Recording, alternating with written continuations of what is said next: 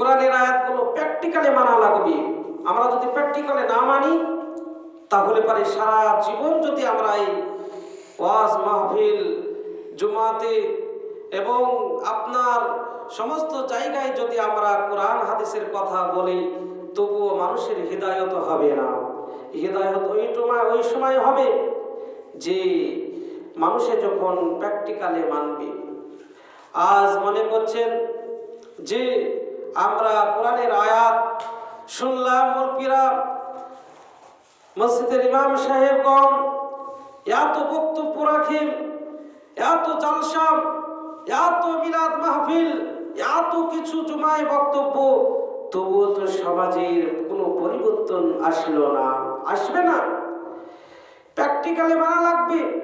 আপনি মনে করলেন আজ পৃথিবীর বুকে আমি যদি বলি যে চুরি করলে চুরি করা হারাম, চুরি করা হারাম, আপনার এটা সমাজের বুকে এই আয়াতটা পড়ার পরে, এই কথাটা বক্তব্য রাখার পরে এটা যে আপনার পরিবর্তন সমাজ হবে, এটা আমার বিশ্বাস হচ্ছে না।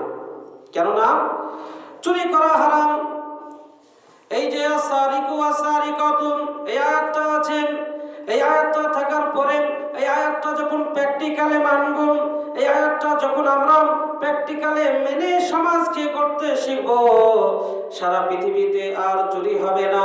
কেননা চুরি করলে হাত কাটতে হয়, তাহলে হাত যদি কাটি একটা মানুষের, একজনের একটা চোরের, তাহলে পারে সমস্ত মানুষ মনে মনে করবে আমার যদি চুরি করি তাহলে আমার হাতটা কাটবে, আর কোনোদিন সেই এলাকায় চুরি হবে না।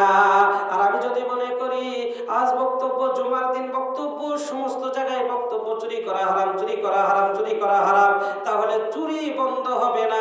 প্র্যাকটিক্যালে ওই আয়াতটা এই যুগের সঙ্গে এখন আমাদেরকে সমাজের সঙ্গে মানা লাগবে, আর মানতে পারলে তবেই হবে ওই আয়াতটা মানা, আর ওই আপনার ওই প্র্যাকটিক্যালে মানা, আর প্র্যাকটিক্যালে মানার পরে ওই আয়াতটা সেদিন কাজে লাগবে।